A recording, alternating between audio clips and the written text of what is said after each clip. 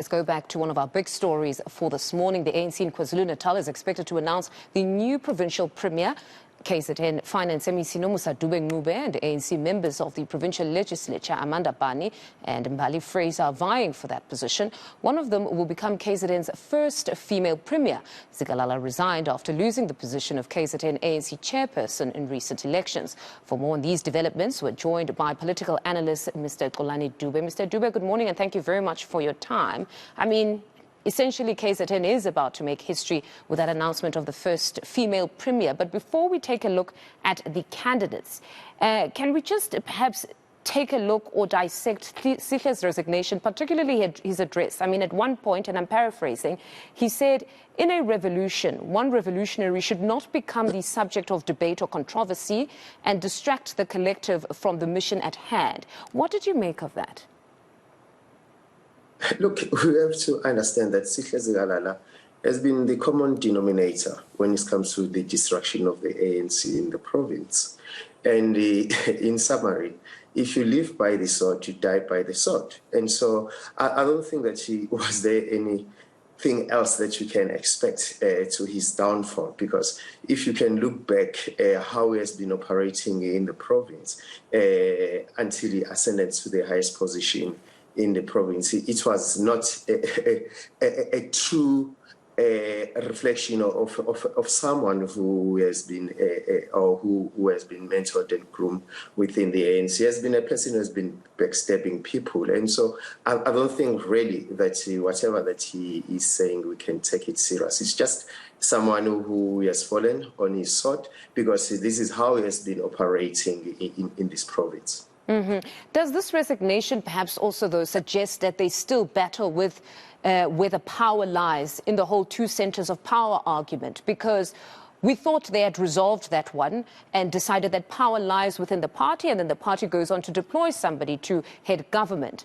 Is it that here, or like you say, it's just purely the backstabbing issue? There are no problems with where the power lies. That's why you've got these three women who are not the chair actually probably going to take up the post now. Remember when ANC went to Mangaung, they argued that the ANC is the center. There are not two centers of power, but ANC is the center. But we know it very well that post that, it was just paying lip service to that particular concept to say ANC is the center and then they can deploy anyone. Because I think at the end of the day, we have to understand that politicians, what they are always seeking is just that highest position of being the premier, of being the MEC, or of being the minister. And so the center here is their greediness, is their lust for power and for material resources. Coming to the issue of the three women who have been, recommended to occupy this position. Look, it is such a shameful act from the ANC in the province, knowing very well that the ANC in the province has been destroyed by the males. And then when the ANC is no more, and then they throw in these women to this den of, because at the end of the day, whoever is going to emerge is Nomusa or Bani or Frazer, but most probably it might be Nomusa Dube. We have to ask ourselves, how are we going to remember him? Because at the end of the day, we only remember the one who have reached the finishing line, whether he has won or has won or not. But look, what they've done to these three women, I think is very painful, because if you look also at these three women, they are not in the inner circle. The people who are in the inner circle is your Duma, and your Begim Dolo and your Junda and your Sipot Lomuga. And so we have to ask ourselves, if these women or one of these women has been appointed, how she's going to freely carry his innovative way to take KwaZulu-Natal forward as well as the ANC. The fact is, they are going to put the leash on her and then they will be controlling her. And so that's the most painful thing. I think that if ANC was serious about the women empowerment, in that previous conference, that's where they were supposed to elect a woman because not in this one, in the previous one, they were supposed to appoint Nomusa instead of Sihle. Or if they are saying that their ANC is the center and there is no issue of the center of two two centers of power. They were supposed to nominate Nomusa from the beginning, not Sihle. And so this is an opportunistic kind of act from the men who are controlling the KwaZulu-Natal. But Xolani, even in these elections that we come from just now, I mean, she was nominated from the floor, she didn't meet the threshold. What does that say? I mean, because some analysts were saying it's because she hadn't nailed her colors to the mast. She really wasn't aligned to any particular faction, so some of the branch members didn't know what she stood for. I don't know how true is that, or if you share those sentiments. Look, that's what I'm saying. You know, if ANC is saying Nomusa is the person who's supposed to lead the province of KwaZulu-Natal, why in this ANC conference they never elected her to become the chairperson? That's why I'm saying this is a shameful opportunistic endeavor or venture by the males who control the KwaZulu-Natal. And so I really feel sorry for her, you know, because he has been thrown into something that is not of her own doing, you know, but is theirs. And so I believe the people of KwaZulu-Natal possible, you know, there's another issue of democracy. You know, if people of KwaZulu-Natal were given an opportunity years and years back to choose their own premier or to choose their own reforms in the ANC electoral system, possibly Nomusa was going to be elected before Sihle, you know. And so now we are in a very sad situation where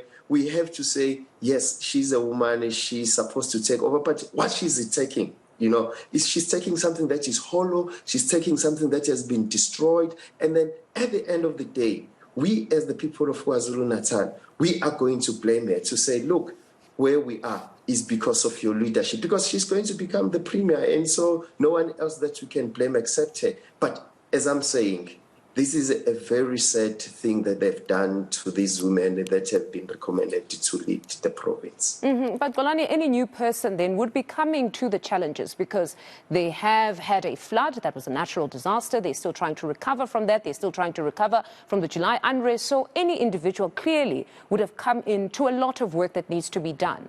So is it really just because she's a woman, or even any other male that was not even in government before would also have this task lying ahead of them?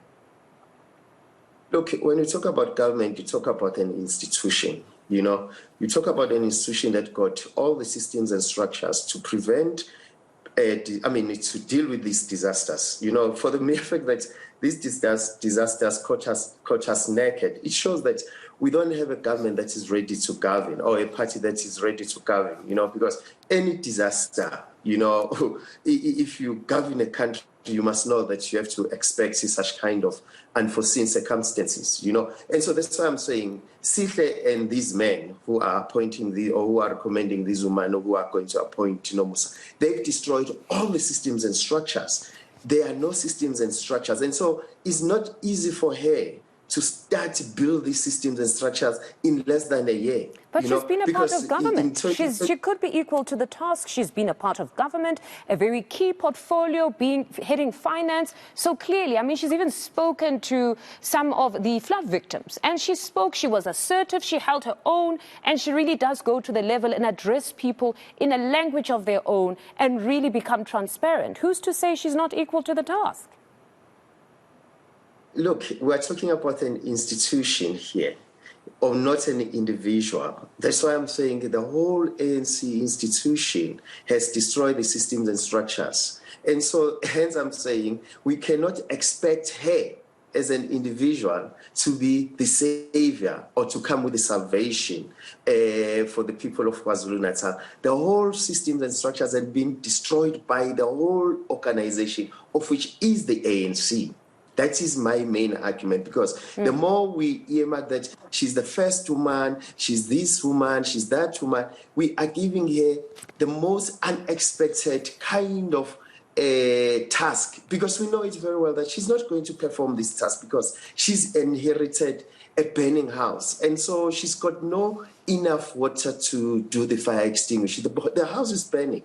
And so I don't think that she's going to be able to solve the problems of the ANC, as well as to solve the problems of our province. Because if you look at the socio-economic skewedness in our province and look at how many months that is left for her to change this whole thing, let me tell you something. as I've said, we'll remember her as someone who has failed the people of KwaZulu-Natal. Xolani, thank you very much, though, for your insights. That's political analyst Xolani Dube.